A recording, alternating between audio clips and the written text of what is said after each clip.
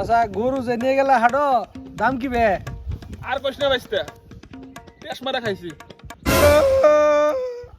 ওই আব্বা একলা টেস্ট মারা খাই আইছে আমারে দেয় নাই আমিও খামু। এ দেখ দেখ দেখ দেখ দেখ পাগলা তো মনে এর অবস্থা দেখ।